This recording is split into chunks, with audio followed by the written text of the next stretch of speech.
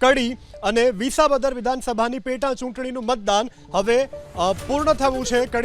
કડી અને વિસાવદરની પેટા ચૂંટણીનો મતદાનનો સમય પૂર્ણ થઈ ચૂક્યો છે। ચૂંટણી પંચ પ્રમાણે કડીમાં 5 વાગ્યા સુધીમાં 54.49% મતદાન, ચૂંટણી પંચ પ્રમાણે વિસાવદરમાં 5 વાગ્યા સુધીમાં 54.61% મતદાન થયું છે। આજે આ બંને વિધાનસભાની પેટા ચૂંટણીનું મતદાન હતું અને જે પૂર્ણ થયું છે તો ચૂંટણી પંચ પ્રમાણે 5 વાગ્યા સુધીમાં 54.61% મતદાન થયું છે વિસાવદરમાં અને કડીમાં થયું છે 54.49% મતદાન। વહેલી સવારથી જ પોલિંગ બૂથ ઉપર જે મતદાતાઓ છે તે પોતાનો મતાધિકારનો ઉપયોગ કરવા આવ્યા હતા અને અલગ અલગ થીમ ઉપર આજે મતદાન યોજાયું હતું। વિસાવદરમાં ગ્રીન કોરિડોર બનાવવામાં આવ્યો હતો અને અહીં પ્રથમ 100 મતદાતાઓને વૃક્ષો પણ આપવામાં આવ્યા હતા। તો આ બંને ચૂંટણીનું જે મતદાન છે તે પૂર્ણ થઈ ચૂક્યું છે। સંવાદદાતા પરાક્રમસિંહ જાડેજા આપણી સાથે લાઈવ જોડાઈ ગયા છે। પરાક્રમસિંહ, વહેલી સવારથી મતદાતાઓ આવી રહ્યા હતા, કેવા પ્રકારનો ઘસારો, મતદારોમાં કેવો ઉત્સાહ હતો અને હાલ શું સ્થિતિ? ચોક્કસ મતદાન પૂર્ણ થઈ ગયું છે। સૌથી મોટા સમાચાર કે હાઈ પ્રોફાઇલ બેઠક વિસાવદર વિધાનસભાની પેટા ચૂંટણીને લઈને અત્યારે જોઈ શકાય છે કે ચૂંટણી વિભાગની પણ સુંદર કામગીરી જે દ્રશ્યો બતાવવાનો પ્રયાસ કરીશું। ચુડા ગામ, એ ચુડા ગામ પણ વિસાવદરનું સૌથી મોટું ગામ છે। અત્યારે મતદાન પૂર્ણ થયું છે। અંદાજિત 55 થી 58% 6 વાગ્યા સુધીની મતદાનનો આંકડો આવે તેવી શક્યતાઓ સેવાઈ રહી છે। સાથે સાથે જે વાવણી કાર્ય વચ્ચે પણ ખેડૂત મતદારોએ અત્યારે મતદાન જે છે તે કર્યું છે। આજના દિવસે વહેલી સવારે ભારે જે ઘસારો હતો મતદારોમાં અને અત્યારે જોઈ શકાય છે કે બપોર બાદ પાંખી હાજરી મતદારોની જોવા મળતી હતી।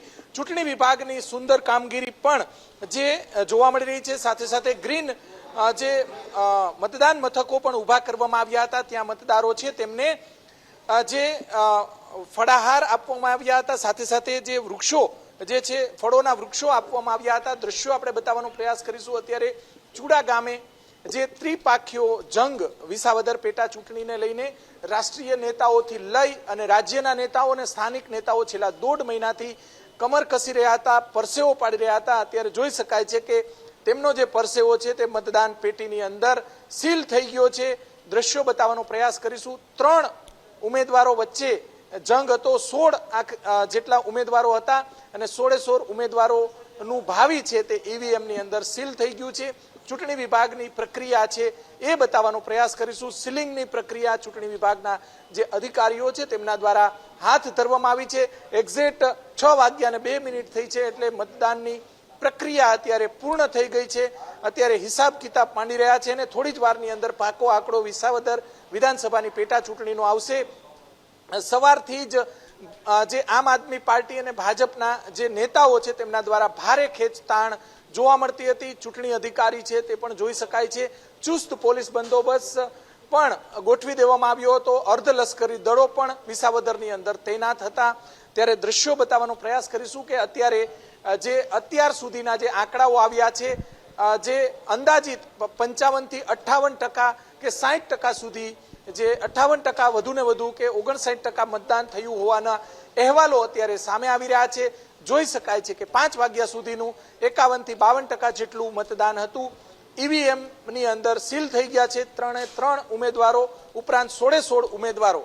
જે ત્રિપાખીઓ જંગ હતો વિસાવદરની પેટા ચૂંટણીને લઈને, રાજકીય કાવાદાઓ પણ થયા, રૂપિયાની પણ બાટણી થઈ હતી, દારૂની પણ બાટણી થઈ હતી। ત્યારે જોઈ શકાય છે કે અત્યારે વિસાવદર વિધાનસભાની પેટા ચૂંટણીને લઈને જે ઈવીએમ સીલ કરવામાં આવી રહ્યા છે। આગામી 23 તારીખે ખબર પડશે। જૂનાગઢની અંદર મતગણતરી છે અને જૂનાગઢની અંદર જે 23 તારીખે 11 વાગ્યા સુધીમાં ખબર પડી જશે કે વિસાવદરની પેટા ચૂંટણી કે જેના મતદારોનો હંમેશા મિજાજ અલગ હોય છે।